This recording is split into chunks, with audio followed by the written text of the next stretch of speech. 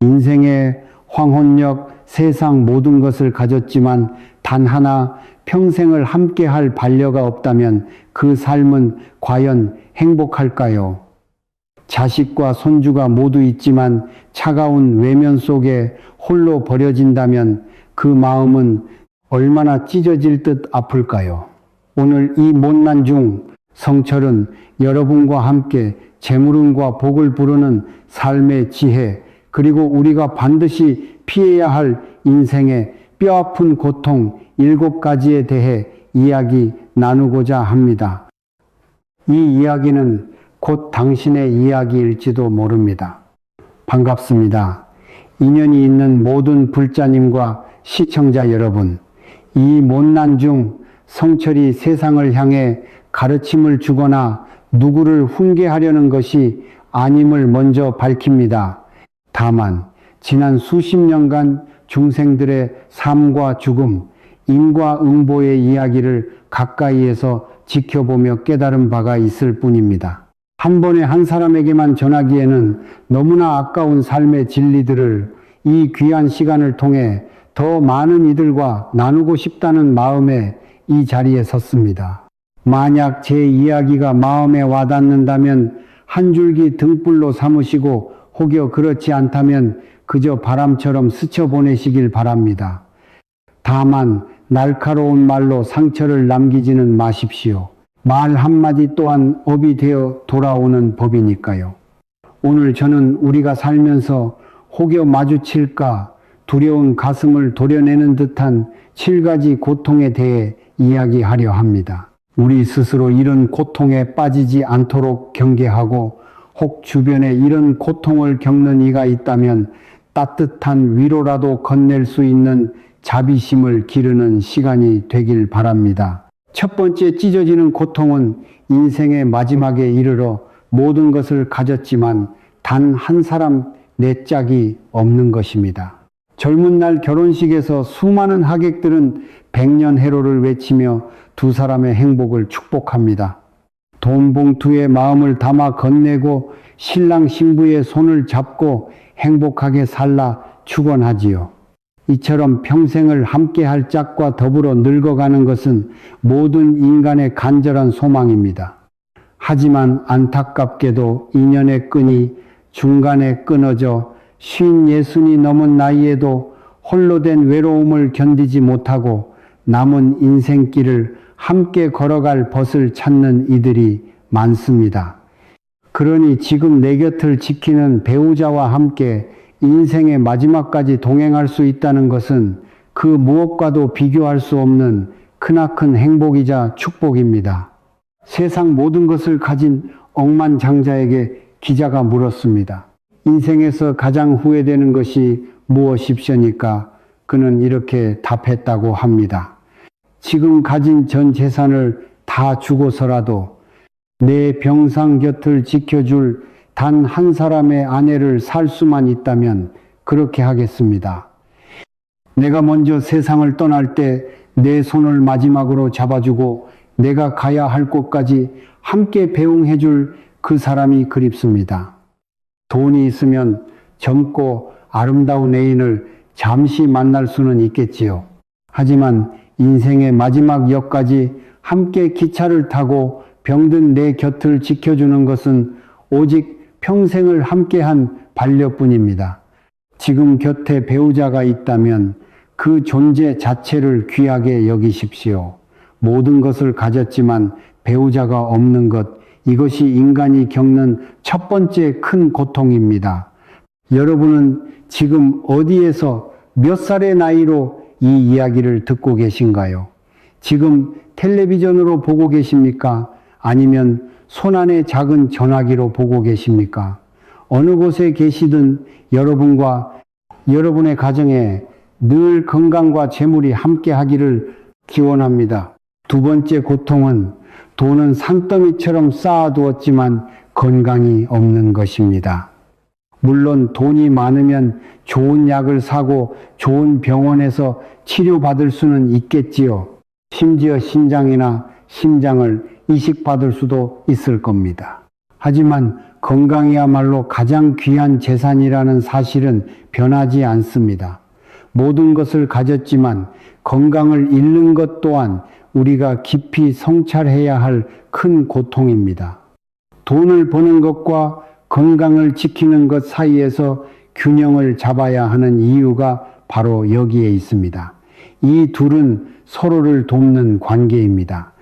재물이 있으면 건강을 더 잘 챙길 수 있고 건강해야 더 열심히 일해 재물을 모을 수 있지 않겠습니까?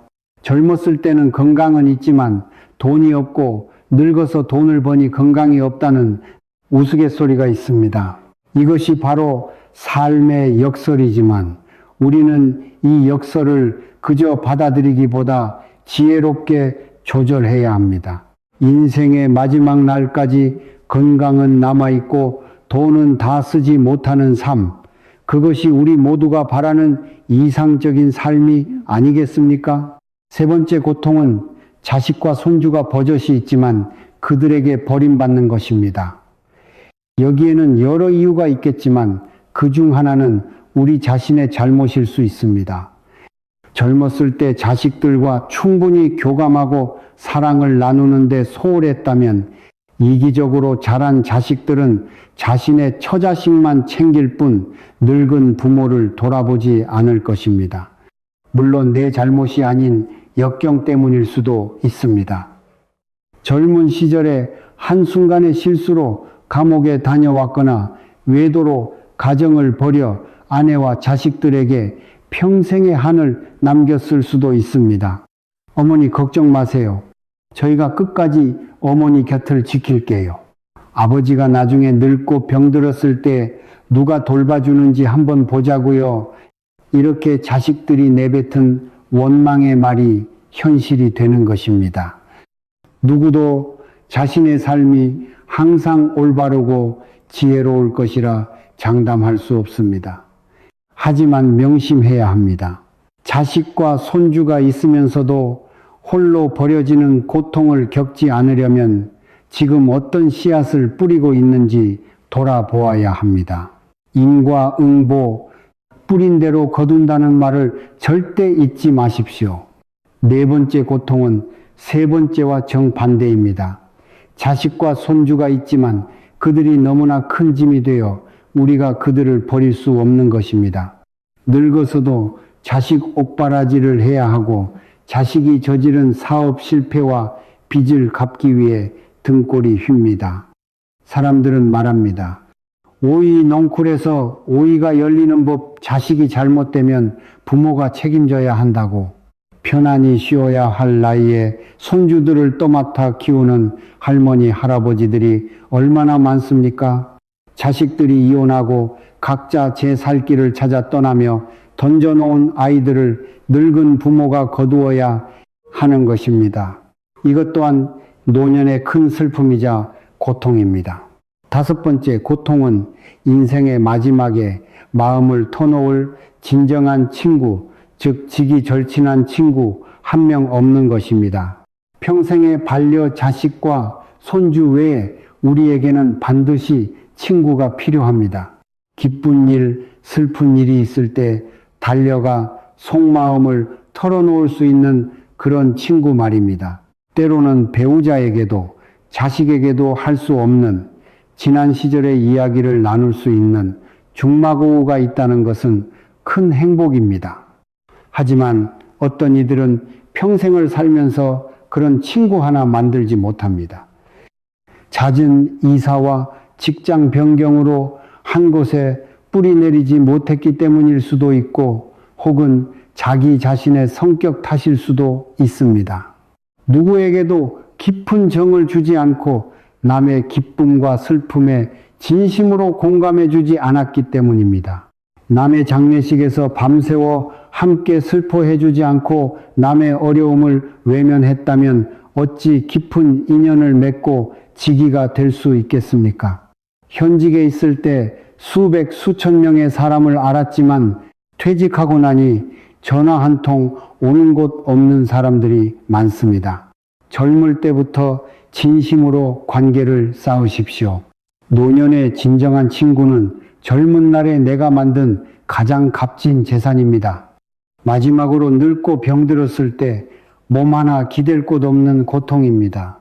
배우자의 도박으로 혹은 자식의 어리석은 투자로 평생 일군 집을 날리고 길거리에 나앉게 되는 것만큼 비참한 일이 또 있을까요? 내 손으로 짓고 내 가족의 웃음소리가 밴 집에서 평화롭게 눈을 감는 것은 모든 이의 소망입니다. 젊은 날의 과오로 고향에도 돌아가지 못하고 타지를 떠돌며 집도 절도 없이 외롭게 늙어가는 것, 이것이 인생의 큰 슬픔이자 고통입니다. 오늘 제가 드린 이 이야기들은 우리가 삶의 진정한 가치가 무엇인지 다시 한번 돌아보게 합니다. 무엇이 잠시 피었다지는 꽃과 향기이고 무엇이 인생의 마지막까지 우리 곁에 남는 진정한 보배이겠습니까? 중요하고 영원한 가치를 지닌 것들은 젊을 때부터 공들여 가꾸고 헛되고 무상한 것들은 때가 되면 미련 없이 놓아줄 줄 아는 지혜를 기르십시오. 부디 이 이야기가 여러분의 남은 인생을 더욱 아름답고 평온하며 의미 있게 만드는 작은 계기가 되었기를 바랍니다. 이 채널을 구독하시고 복을 지으시면 그 인연이 다 재물운도 함께 따를 것입니다. 다음에도 더 좋은 인연으로 만나 뵙기를 기원합니다. 성불하십시오. 여러분은 올해 나이가 어떻게 되시나요? 나이와 상관없이 오늘 제가 들려드린 이 이야기는 여러분께 어떻게 다가갔나요? 마음속에 작은 울림이나 혹은 잔잔한 파동을 일으켰을지 궁금합니다. 저는 여러분의 삶에 늘 고요하고 깊은 평안이 깃들기를 간절히 기도하고 또 소망합니다. 어떤 어려움 속에서도 마음의 중심을 잃지 않으시기를 바랍니다. 오늘의 이야기를 통해 여러분은 어떤 새로운 생각이나 다짐을 하게 되셨는지요? 댓글을 통해 여러분의 소중한 생각을 나눠주시면 저에게도 큰 배움이 될 것 같습니다.